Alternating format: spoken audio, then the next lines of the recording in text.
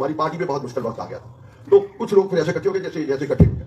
तो मैंने उन्हें कहा, मैं वो सारी तफसील में नहीं जाना चाहता, मैंने कहा जी अल्लाह ताला ने फरिश्तों को हुक्म दिया कि यहाँ जितने लोग इकट्ठे हैं, वो नवाज शरीफ के साथ मीटिंग थी लाहौर में, जब वो नवाज शरीफ साहब बड़े मुश्किल में थे, तो मैंने कहा जी अल्लाह ताला ने फरिश्तों को कहा है कि जो जो यहाँ पर ये बैठे हैं इन साहब के नाम लिख दो, ये बगैर हिसाब के जन्नत में जाएंगे।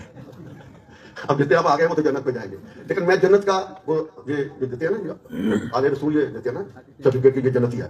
तो मैं आपको सर्टिफिकेट देता हूँ कि जो यहाँ आ गए हैं वो तो जाएंगे ही, जो लाहौर जाएंगे किसी बात को, वो भी इंशाल्लाह सीधे जन्नत में जाएंगे।